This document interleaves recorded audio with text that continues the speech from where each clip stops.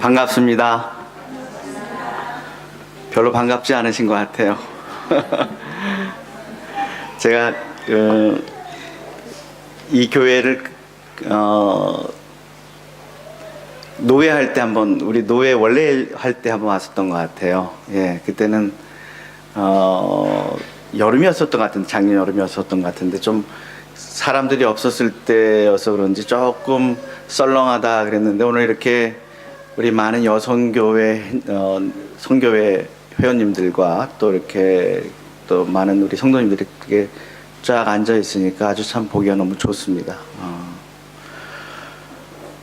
오늘 그 여성교회 헌신 예배로 우리 김 목사님께서 저를 초청해 주셨습니다. 저는 뭐 부흥사도 아니고요. 또 여러분들을 막 채찍질해 가지고 막 선교에 막 헌신하게끔 만들 재주가 저 안에는 없을 것 같아요. 다만 그냥 하나님, 성령님 조금 우리 성도님들의 마음에 도전과 또 깨달음들을 주셔서 자발적으로 주님의 몸된 교회를 잘 세워나갔으면 참 좋겠다 하는 그런 작은 바람이 저 안에 있습니다.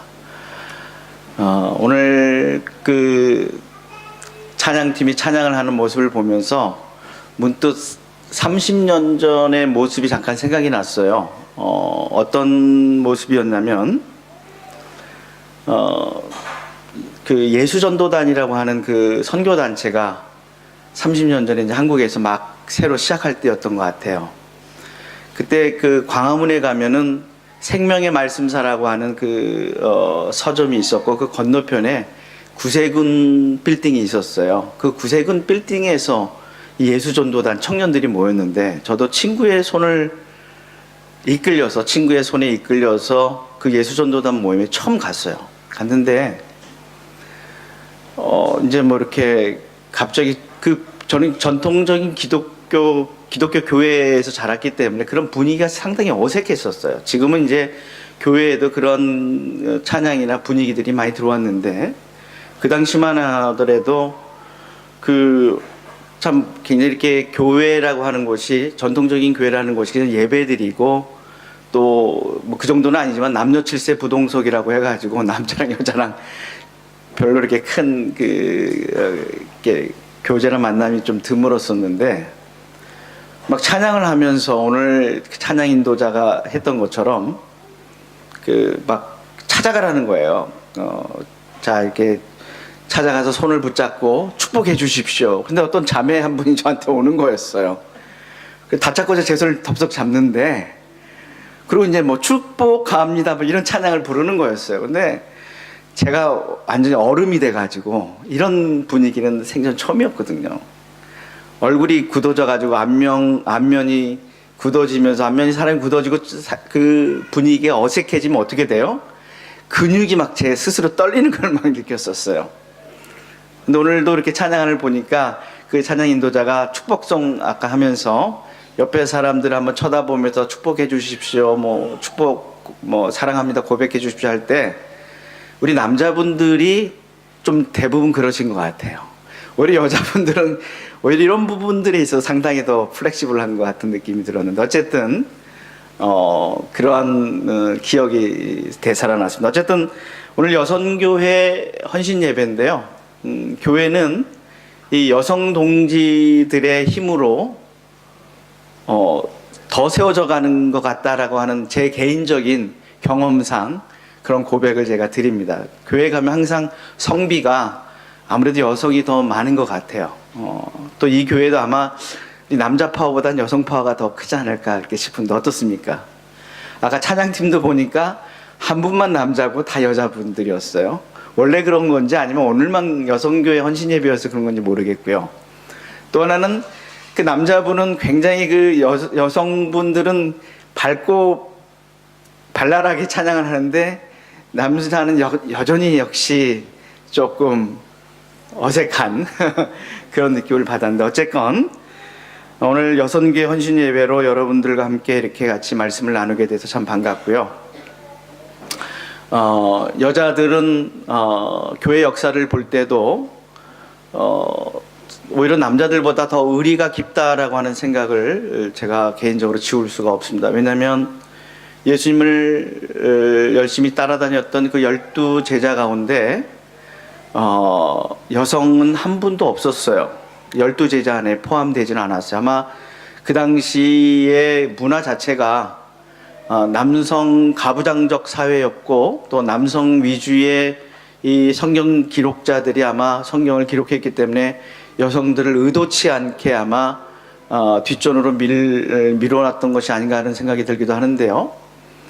그럼에도 불구하고 예수님이 막상 십자가에 달려 돌아가실 때 남자들은 다 도망갔는데, 그 예수님의 장례를 준비하기 위해서 용감하게 무덤을 찾아온 사람들은 다 여자들이었어요.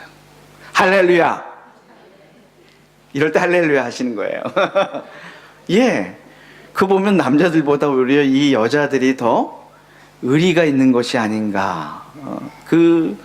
오히려 베드로는 예수님을 모른다고 3번이나 부인하고 저주하면서 부인하고 하면서 도망가는 그 다혈질 사도였던 그 베드로보다도 여자들이 더 죽음을 두려워하지 않고 아주 의리의 그러한 사람들이 아니었는가, 그렇게 생각이 듭니다. 그래서 여성들이 갖고 있는 그 장점들이 참 많이 있어요.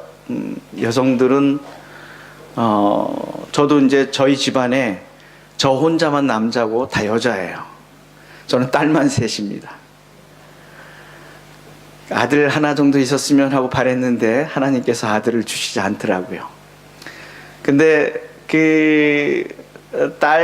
여자들 사이에 혼자 둘러싸여 있다 보니까 어쩔 때 외로움도 많이 느끼지만 여자들이 굉장히 좀 파워가 세구나 하는 그런 생각도 들고요. 이 여자들이 더 아주 인간으로서 가져야 할 그러한 많은 장점들을 가지고 있지 않는가 하는 그런 생각들을 해봅니다. 그래서 딸들 가운데 조금 이제 딸들이 크니까 제 개인적으로 이 녀석들이 좀 이러지 않았으면 하는 그런 바람들이 있지만 또 그러지 않는 딸도 있거든요. 그럴 때 저희 아내는 더 저보다 플렉시블 해가지고, 여보, 딸을 믿고 기다려줘. 딸을 우리가 믿자. 이런 거 보면 어떻게 보면 또 여자가 더 마음이 더 넓은 것 같기도 해요. 그래서 여자가 갖고 있는 그 장점 가운데 오늘 제가 여러분하고 나누고 싶은 것 중에 하나는 뭐냐면, 이 맹자 선생님이 그런 얘기를 했어요. 무측은지심이면 비있냐라.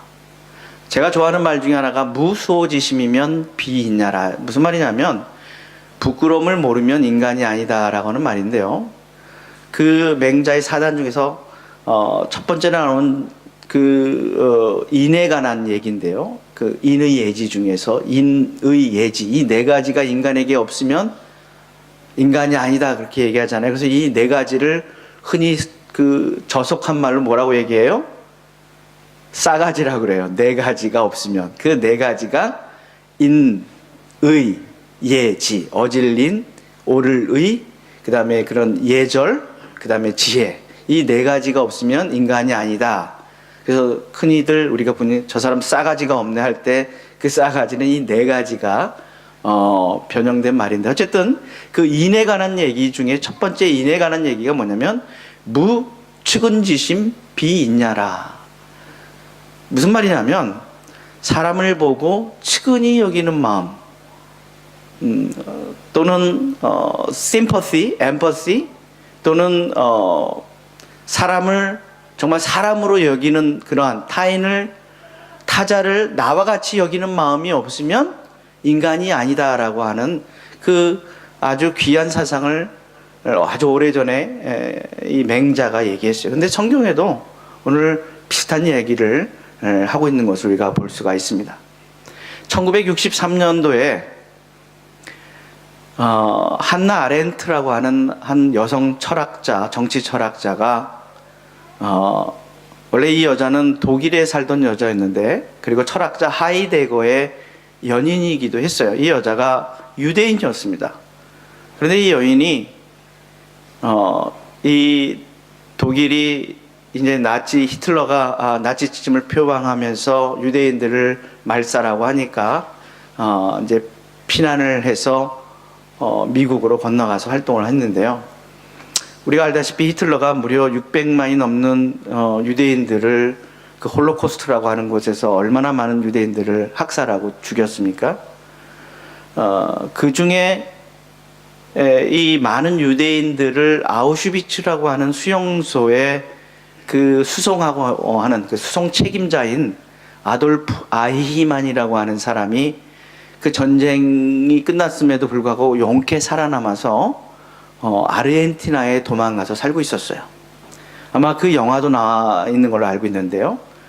이 아이히만이라고 하는 사람이 자기 이름도 속이고 그리고 모든 그 출신 배경도 다 속이고 그 아르헨티나라고 하는 곳에서 잘 숨어 살다가 그만 이스라엘의 모샤드에게 발각이 됐어요. 그래서 모샤드 요원들이 아르헨티나로 가가지고 그 아이히만을 잡아다가 이스라엘로 데려와서 예루살렘에서 공개 재판을 했습니다. 그게 1962년에 아주 세계를 떠들썩하게 했던 굉장히 그런 사건이었는데요. 이때 미국에 이미 망명해 있던 이 한나 아렌트라고 하는 여인이 그 장면을 너무 보고 싶어 가지고 자기가 뉴욕 타임즈인가요? 거기에 자원해서 가서 취재를 하겠다고 했습니다. 그리고 가서 취재를 하기 위해서 예루살렘 법정에서 그 재판이 열리는 과정을 다 지켜봤습니다. 여러분 지금도 유튜브나 구글에서 서치를 하면 아히히만 이렇게 치면은 그때 재판하는 장면이 나오는데 이 한나 아렌트라고 하는 이 여자가 그 재판 과정을 지켜보면서 쇼킹을 해요. 깜짝 놀라요. 왜 깜짝 놀라냐면 자기는 이 아이히만을 상상하며 갔을 때 이 아이히만이라고 하는 사람은 유대인 600만 명을 아무런 죄책감 없이 그 아우슈비츠 가스실에서 죽게 했던 그 악랄한 사람이기 때문에 얼굴 인상도 굉장히 잔인하게 생겼을 것이고 그리고 심지어는 머리에 뿔이 달린 것이 아닌가 할 정도로 그 사람에 대해서 나름대로 상상을 하고 가서 그 사람을 본 거예요. 근데 막상 가서 보니까 이 사람은 우리 주위에서 흔히 볼 수 있는 그냥 나이가 지긋이 들어있는 하나의 아저씨에 불과한 거예요. 자기가 그 뉴욕 시내를 거닐다가 개를 산책하면서 마주칠 수 있는 어떤 그냥 평범한 한 남자에 불과했던 거예요.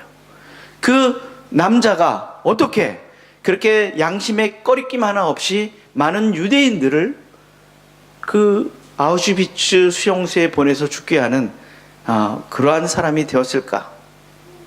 그래서 그 오랜 그 재판 과정을 꼼꼼하게 그 한나 아렌트가 지켜보면서 다 기록을 합니다.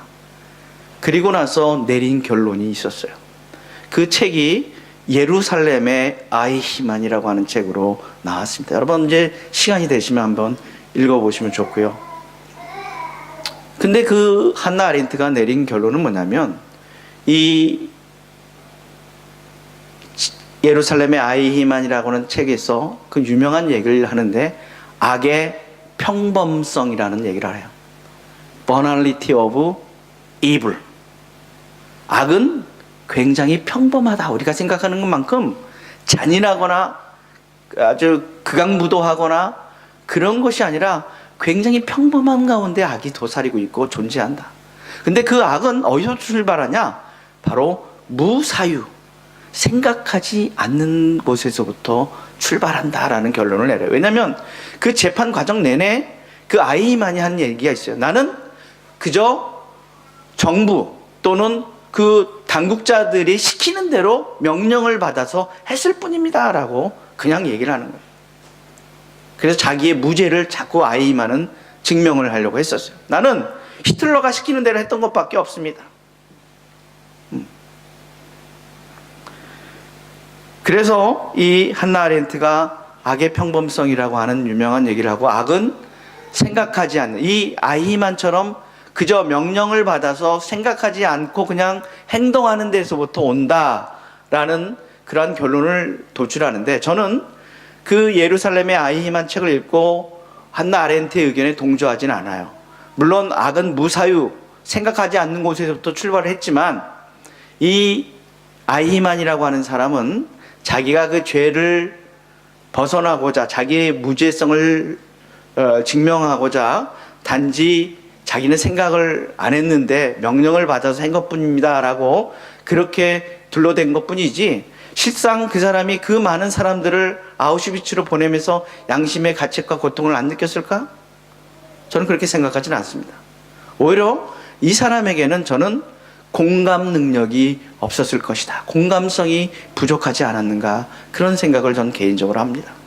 공감성, 이것은 바로 오늘 우리가 읽은 본문 마태복음 25장과도 연결되지만 맹자 선생이 얘기했던 이 측은심과도 연결되는 내용입니다.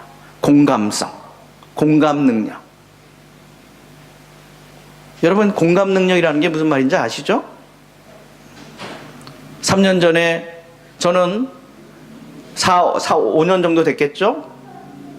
박근혜 대통령이 우리나라의 여성 대통령이 돼서 굉장히 염려스러운 부분들도 있었지만, 여자가 대통령이 된 것 자체가 굉장히 저에게는 센세이션한 일이었었어요. 왜냐하면 우리 한국같이 보수적인 나라에서 여성도 대통령이 될 수 있구나.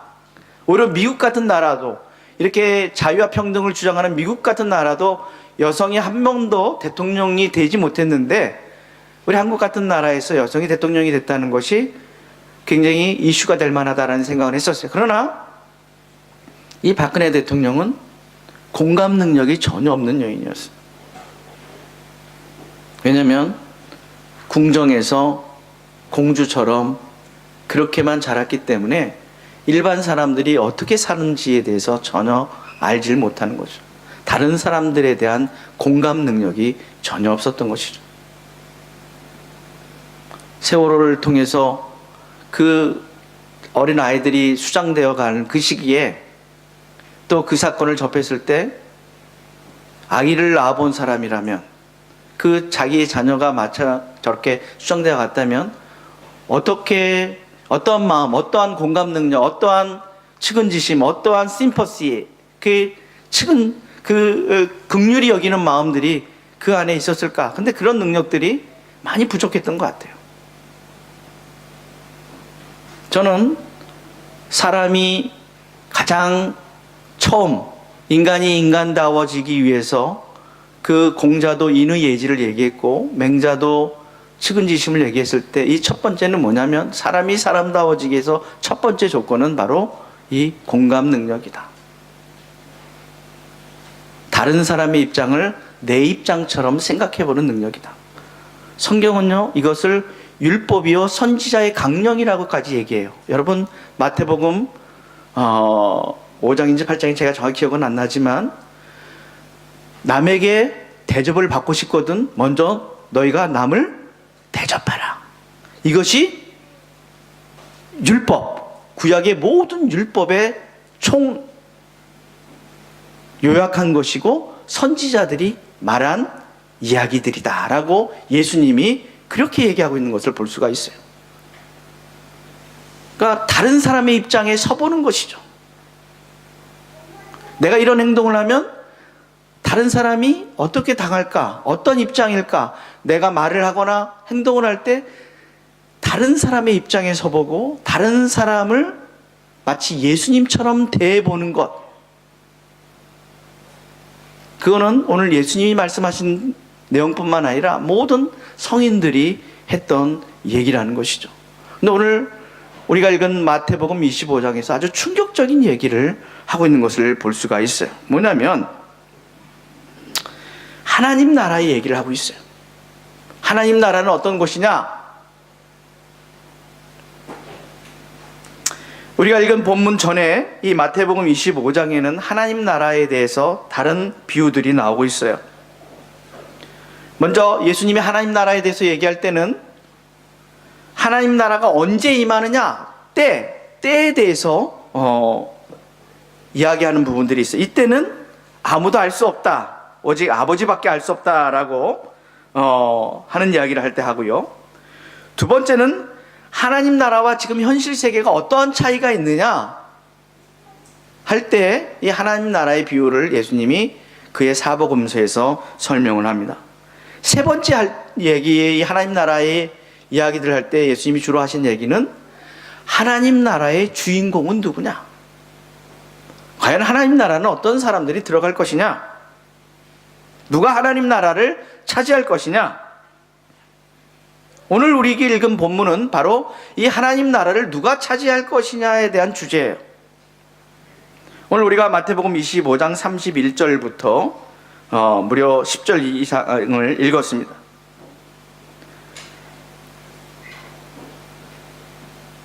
오늘 우리가 읽은 본문을 읽을 때 우리의 상식을 뒤집는 그러한 이야기가 나와요. 어떤 이야기가 나오냐면, 첫 번째는 하나님 나라를 상속받는 사람들에 대한 판단 기준이 나온다는 얘기예요. 근데 이 판단 기준이 우리가 생각하는 거랑은 전혀 다르다는 거죠. 여러분, 어떤 사람들이 하나님 나라를 상속받을 수 있어요? 어떤 사람들이 하나님 나라에 들어간다고 생각해요? 우리가 일반적으로 볼 때 예수님 잘 믿는 사람, 그렇죠? 그렇지 않아요, 여러분? 그렇죠? 예수님 잘 믿는 사람이 하나님 나라에 들어가겠죠. 예수님을 내 인생의 개인의 구주와 구세주로, 그죠? 고백하고 예수님을 잘 믿는 사람이 하나님 나라에 들어가는 것이라고 우리는 교회에서 그동안 그렇게 배워왔고 또 그렇게 가르침을 받아왔어요. 뭐 틀린 말은 아니라고 생각해요.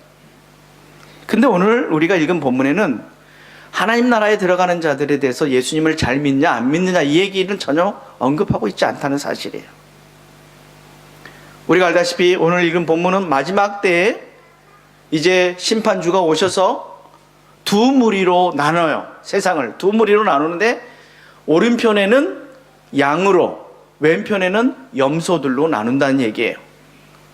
근데 이 양과 염소를 나누는 판단 기준은 우리가 살아있을 때 어떻게 예수님을 잘 믿었느냐, 어떻게 교회에 빠지지 않고 출석을 열심히 했느냐, 또 어떻게 헌금 생활을 잘했느냐, 어떻게 기도 생활을 열심히 했느냐, 이런 걸로 판단하고 있지 않고 오늘 이 양과 염소를 구분하는데, 이 양과 염소를 구분하는 원칙이 우리가 생각하는 일반적으로 알고 있는 기독교 교리와는 전혀 다른 그러한 이야기를 하고 있다는 데서 굉장히 충격적이라는 얘기예요. 그래서 이 본문은 실은 많은 주석학자들도 의견들이 있어요. 이미 이 양과 염소를 나눌 때는 양이든 염소든 다 예수 믿는 자들이지만 그들 가운데 양과 염소를 나눈 것이다, 뭐 이렇게 얘기하는 사람도 있고요. 또 이들이 예수님을 고백한다는 것은 그들의 삶을 통해서 이렇게 증명이 되기 때문에 이들은 따로 예수님을 믿는다고 고백은 하지 않았지만 그들의 삶을 볼 때 이미 예수 믿는 자들임에 틀림없다, 이렇게 이렇게 주석을 하는 사람들도 있어요. 어쨌거나 오늘 저는 그 주석학자들이 얘기를 하고 싶은 것이 아니라 오늘 예수님이 양과 염소를 나누는 판단 기준이 무엇이냐? 두 번째는 그 양과 염소의 비유에서 오늘 예수님이 또 하나의 충격적인 얘기를 하는데, 예수님 자신을 누구에게 투영을 하고 있냐면 그때 옥에 갇힌 자, 그때 굶주린 자, 그때 헐벗은 자, 그때 목마른 자에게 자기 자신을 투영해서 그들 지극히 작은 자, 소외된 자와 예수님 자신을 동일시한다는 얘기하고 있다는 얘기예요. 무슨 말인지 이해되시죠, 여러분? 제가 하는 말을?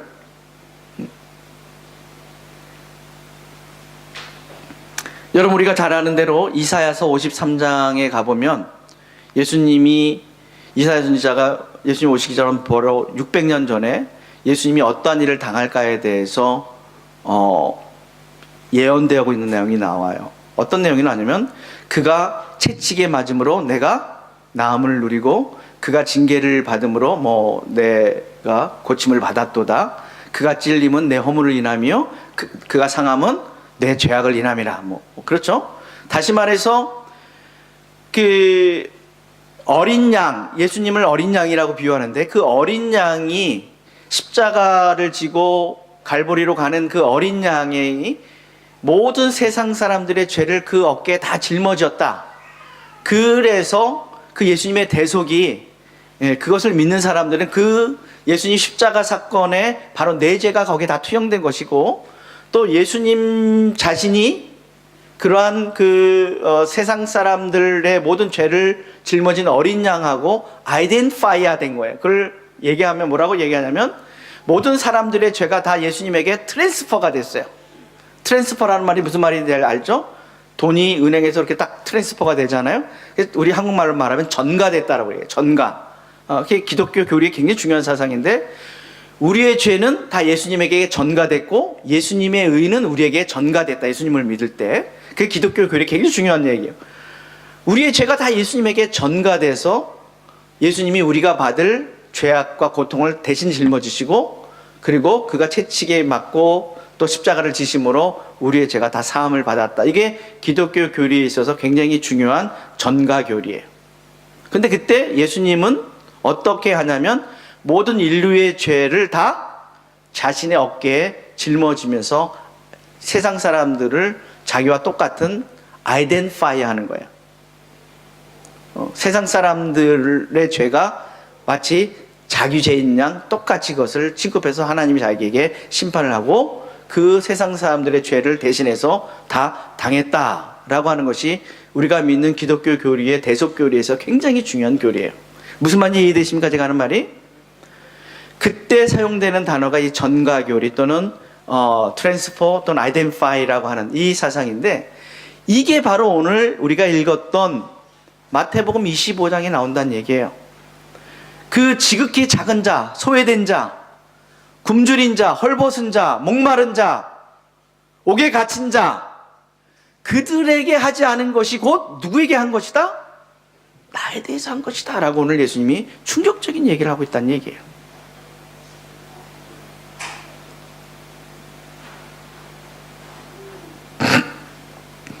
마지막 심판주로 오신 예수님께서 인류를 두 부류로 나눕니다. 한 부류는 양이고 한 부류는 염소예요. 그리고 양들에게 이렇게 얘기합니다. 너희들은 참 잘했다. 너희들은 이 세상에 참 잘 살았다. 응? 너희는 내가 목마를 때 마실 물을 주었고, 내가 배고플 때 먹을 음식을 주었고, 내가 헐벗을 때 옷을 입혀 주었고, 내가 옥에 갇혔을 때 나를 찾아와 주었다. 그랬더니 이 의인들이 깜짝 놀라면서 얘기해요. 언제 저희가 예수님을 그렇게 한 적이 있습니까? 그때 예수님이 뭐라고 얘기해요? 지극히 작은 자 하나에게 한 것이 곧 내게 대하여 한 것이랑 똑같은 것이다. 그들에게 한 것이 곧 나에 대해서 한 것이다. 그리고 이번에는 그 염소들을 향해서 이렇게 얘기해요. 너희는 내가 목마를 때 마실 물을 주지 않았고, 내가 헐벗을 때 입을 옷을 주지 않았고, 내가 굶주렸을 때 먹을 음식을 주지 않았고, 내가 옥에 갇혔을 때 나를 찾아보지 않았다. 그랬더니 이 염소들이 언제 예수님이 그렇게 하셨습니까? 만약에 예수님이 그런 상황에 계셨다면 우리는 했을 것입니다. 이렇게 얘기해요. 근데 예수님이 그렇게 말씀하셔요. 지극히 작은 자 하나에게 하지 않은 것이 곧 내게 대하여 하지 않은 거랑 똑같다.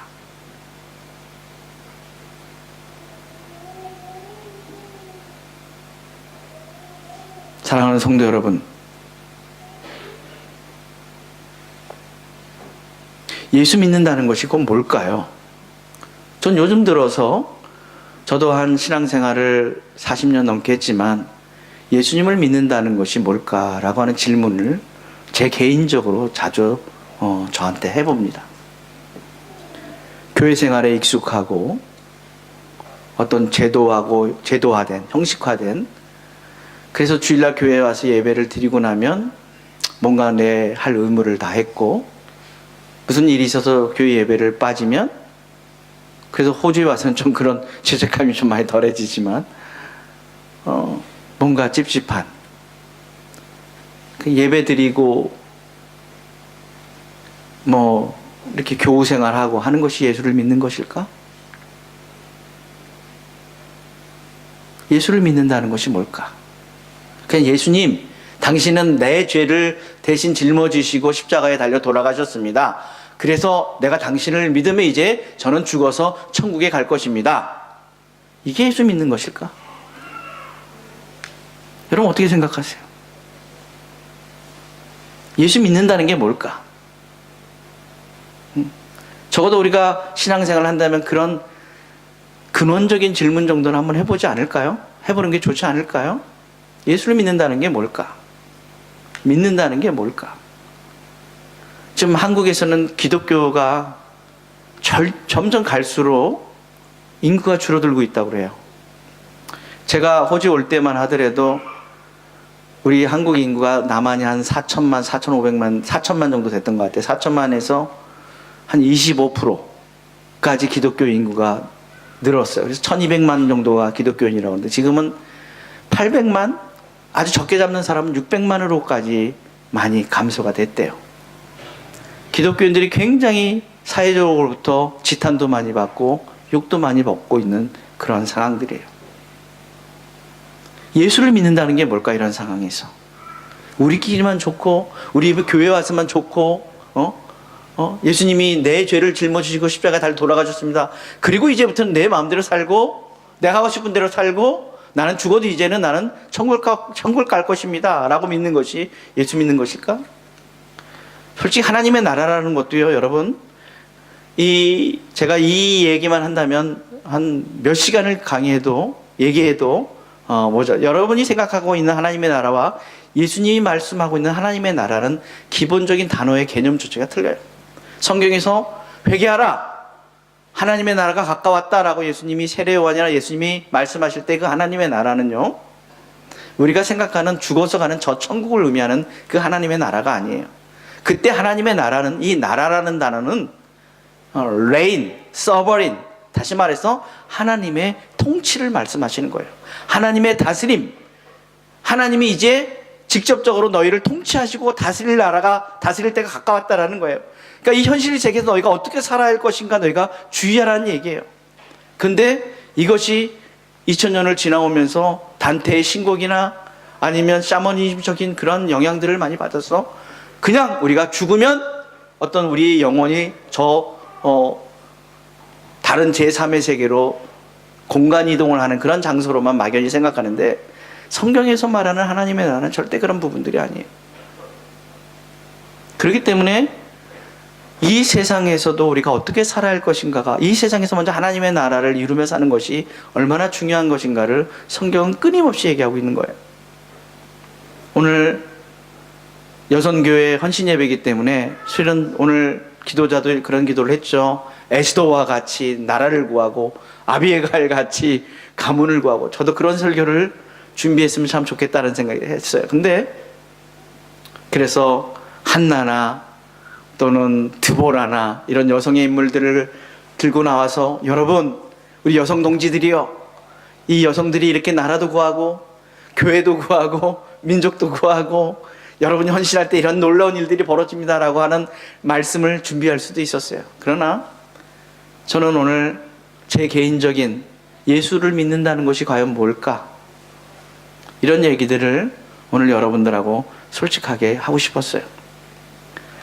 저는 우리 김석동 목사님하고는 많은 교제는 없었어요. 그러나 김석동 목사님 사모님과 제 아내가 조금 더 친해요. 먼저 같은 학교에서 같이 일을 하고 있기 때문에. 그리고 김 목사님은 저의 노예 선배님이시고, 근데 제가 김 목사님을 볼 때 잘은 모르지만 그냥 막연하게 느끼는 거지만 굉장히 의리가 있는 분이시고 인테그리티가 있는 분이시다, 그런 생각이 들었어요. 인테그리티. 예. 이분은 정말 예수 믿고 확실하게 삶이 변한 분이다. 그래서 아마 우리 성도님들이 우리 목사님을 존경하고 좋아하는 줄 믿습니다. 별로 아닌 것 같은데 믿습니다. 아멘. 예, 그렇죠. 그런 것 같아요. 예, 아주 인간적이신 것 같아요. 인간적이란 말이 굉장히 나쁜 말이 아닙니다, 여러분. 실은 좋은 말이에요. 우리 인간이 인간다워야지 인간 아닙니까? 응? 오늘 성경은 우리에게 충격적인 얘기를 합니다. 첫 번째는 예수 그리스도가 하나님 나라를 상속받을 자들을 판단할 때 어떠한 판단 기준으로 하고 있느냐? 우리 옆에 놓인 그 사람을, 우리 옆에 앉아있는 그 사람을, 이 타자를 마치 예수님 대하듯이 대하지 않으면 그 신앙생활은 전부 가짜다. 어떻게 보면 오늘 그 이야기를 오늘 성경은 하고 있는지 몰라요. 여러분, 그래서 오늘 예배 끝난 후에 커피 브레이크 한다 그러죠? 커피 브레이크 해가지고 뭐 커피 주고서 우리 교회 성도 많아지게 하는 것이 아니라, 커피 브레이크는 뭐냐면 그 사람이 예수님을 믿고 바른 좀 하나님의 백성다운 삶을 이 세상에서 살면서 그 사람이 점점 하나님의 나라를 이 땅에서 점점 넓혀가길 위해서 커피 브레이크 하는 거 아니에요? 그렇죠? 믿습니까? 예. 그 한 사람을 볼 때 이 공간을 채울 그런 사람으로 우리가 사람을 보는 것이 아니라 이 사람을 볼 때 예수님처럼 생각하는 그 마음이 우리 안에 있어야 되는 거예요. 그런 마음이 없으면 우리 자신을 막 회개해야 돼요. 마음이 안타까워야 돼요. 내가 왜 이렇게 사랑이 없을까? 내가 왜 이 사람을 예수님처럼 대하지 못할까? 그런 안타까운 마음 때문에 기도하고 그런 사랑과 긍휼을 달라고 안타까워야 돼. 이게 신앙입니다, 여러분. 그래서 두 번째, 예수님은 그 다른 타자를 통해서 우리에게 오신다는 거예요. 타자를 통해서 오세요. 예수님은. 굉장히 어려운 얘기 같은데, 여러분 예수님 잘 섬기고 싶습니까? 믿습니까? 그러면 여러분의 옆에 앉아있는 사람 또는 길에서 우연히 마주치는 그 사람을, 그 타자를 예수님처럼 대하려고 하는 마음이 여러분 안에 있으시기를 주님의 이름으로 부탁을 드립니다. 모든 사람을 대할 때, 저분 안에 예수님이 있구나, 저 사람이 예수님이 있구나 하는 그런 마음으로 우리가 사람을 대하는 마음들이 우리 안에 있어야 된다는 얘기를 오늘 본문은 하고 있는 거예요.